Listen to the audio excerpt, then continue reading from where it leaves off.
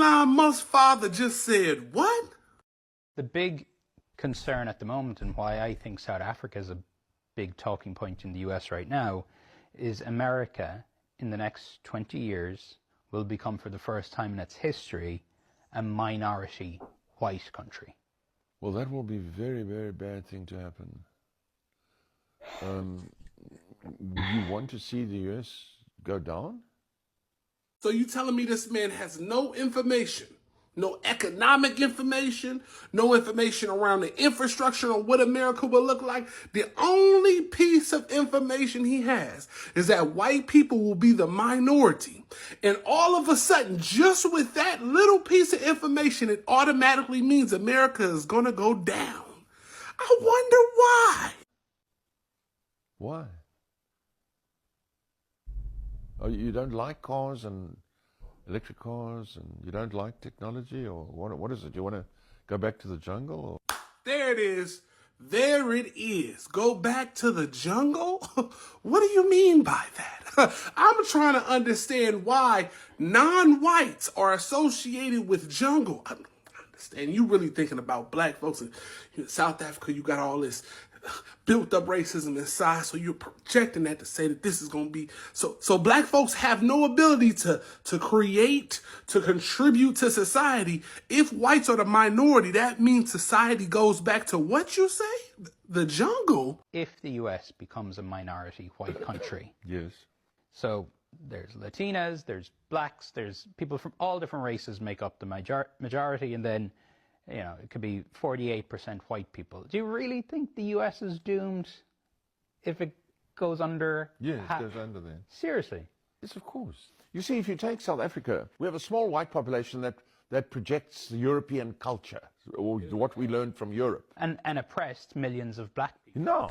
For decades. How do you oppress? We gave them work. We fed them. How do you oppress? We fed them. Who is we? Oh, you must be speaking French. You do know Africans was on that continent far before European colonization, right? And they was feeding themselves. That's insane. On top of that, this idea of white becoming a minority with 48% automatically means that America goes down. 48%, and not one quote-unquote minority group, blacks, Latinos, become themselves the majority, but the whites still the majority group, but then America become 48% of the entire population of America, and America goes down immediately. This is insane type of racism. What? Let's get back to the we fed them stuff. During colonization and apartheid, 1870 through 1994, over 90% of the economic wealth was flowed to the white folks. Under 10% reached black South Africans. In Africa, black folks in Africa had 10% of the wealth in South Africa. What? They grew from a tiny little group into a massive group. That's not oppression. That's feeding them. Do you understand? You only grow big if you get fed. You only start at 800 and become 50 million if you get fed. We fed them, for crying out loud. Enough with this nonsense. But so you understand, because the black population was so oppressed under apartheid. Well, we never saw this oppression you're talking about. You never saw it. No, I never saw it. Yeah, because you're white. Never saw this oppression, huh? Apartheid legally reserved almost all opportunities and wealth for white South Africans. Key impacts was white South Africans, 10% of the population controlled 85+% of the land and the wealth. In the early 1990s, black South Africans were restricted to low-paying jobs with no path to advancement. School funding was unequal. White students got 10 times more government funding. Generational wealth was denied to black, colored, or Indian communities. The result of all this was South Africa still has one of the world's highest inequality levels, much of it inherited from apartheid. That work he was talking about, yeah, that was the work from the gold and diamond mining that had huge profits. But the question is who did it profit? What was it profiting? Because the black South Africans were barred from owning mines. They paid extremely low wages, prevented from living with families in mining towns, forced into migrant labor system, excluded from skilled positions by law. But we see who made billions. We see who made billions. Remember, black workers did all this work that was just enough for them to survive. More so, survive and then get back to that work that you was just so proud about. Lastly, by the time apartheid ended in 1994, white South Africans, 10% of the population, owned 85% of the wealth. Black South Africans, black folks in Africa, 75% of the population own under 5% of the wealth. This is the clearest indicator of how little wealth flowed to black communities in South Africa. Come on now. What's up, guys? Welcome back to the channel. Wow, Elon Musk's father really say that about black people. Let's talk about it because this one is weird, disrespectful, and very telling. Guys, here is the clip. Remember, the credit goes to the direct owner of the video. I'll be back. Elon Musk's daddy has lost his goddamn mind. He said, and I quote, "America will collapse if it's not majority white." Do you want to go back to the jungle? Oh, I'm sorry. Who fucking asked him any fucking thing? Sir, you talking like you built America your damn self. You didn't build shit but the audacity. And let's be clear. America was built off of black folks, brown folks, and immigrants. You know, the people you're trying to erase. The real collapse is men like you, thinking that you own this country, thinking they get to decide who belongs here, thinking that whiteness equal leadership. You silly, silly man. Mr. Musk, go sit your old ass down some fucking where. This is not 1825. We ain't letting shit slide. Okay, listen, I am so psyched right now because this is what the father of the world's most richest man said live on television. No self-control, no guns, nothing, no under duress, nothing like that. He just said it clearly, unapologetically said this.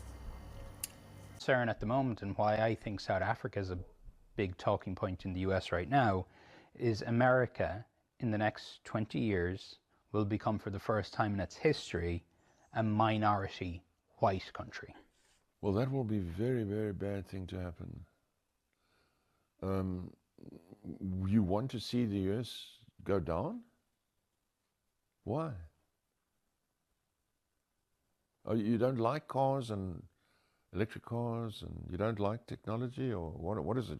Okay, and then I was like, what are you actually insinuating? You don't like technology, you don't like... So what you're trying to say is that if there's less white people, there won't be any technology. There won't be cars. Okay. You want to go back to the jungle, or? Okay. Jungle, or? If the US becomes a minority white country, Yes. so there's Latinas, there's blacks, there's people from all different races make up the majority, and then, you know, it could be 48% white people. Do you really think the US is doomed if it goes under? Yes, it goes under there. Seriously?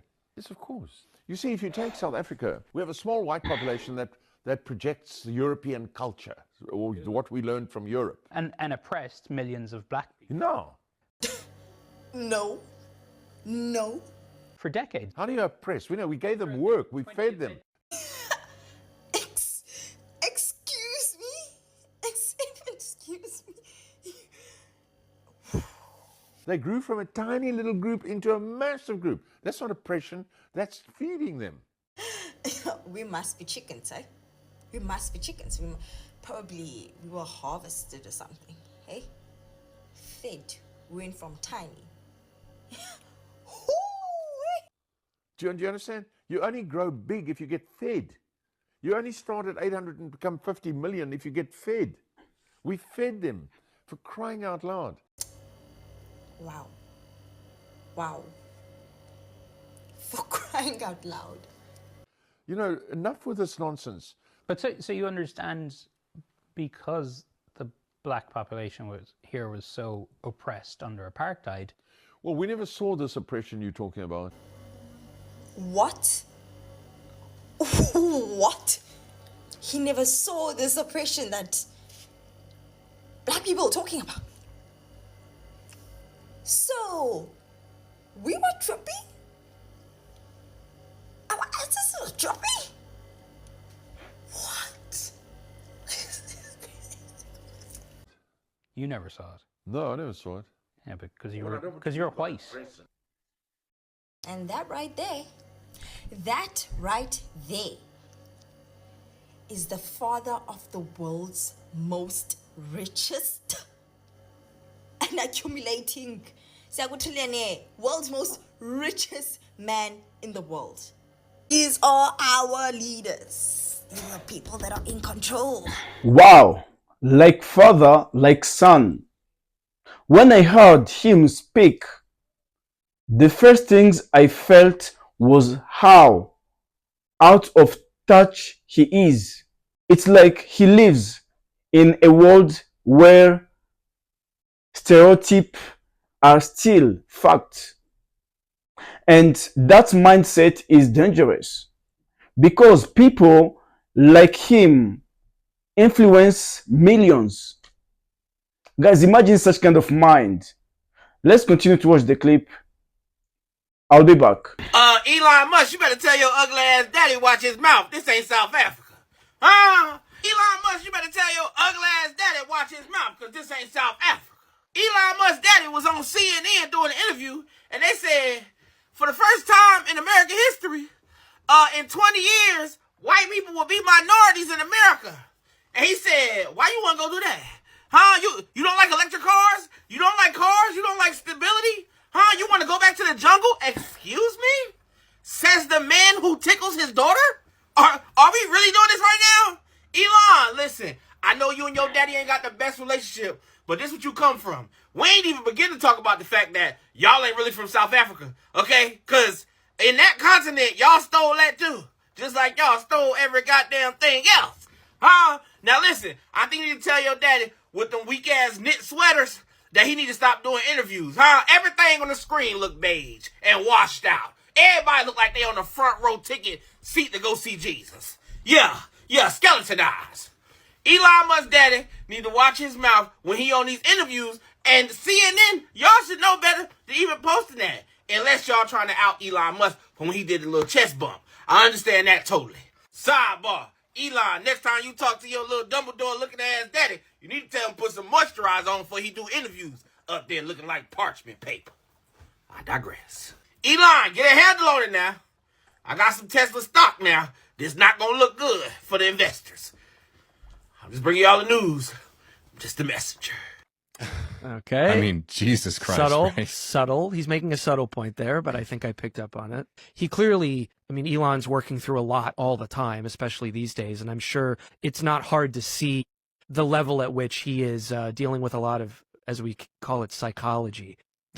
Yeah. With regard to his father and what he needs to prove to him and himself, and what kind of, whatever personal problems they have, what kind of inherited cultural and just kind of visceral bigotry that he carries with him and thinks is one of the things his dad did not get wrong, and probably has leaned into more as he's unraveled, because it's hard to forget. Again, we keep talking about the passage of time. It's hard to forget. It wasn't so long ago that Elon was basically trying to be, much like J.D. Vance, accepted by the Hollywood libs and, just wider society, because they wanted to be, as J.D. Vance, another guy with a troubled childhood in a lot of ways, they wanted to be accepted. They wanted to be able to travel in the Republican circles, but also have the cocktail parties on the liberal side as well, and just be called a smart, ingenious little guy. Every time someone with money or power talks like this, it shows that they truly think about black people, they don't see the history, the struggle, the success. They only repeat old racist ideas without thinking. Ask yourself just what you hear from this message. I was just speechless.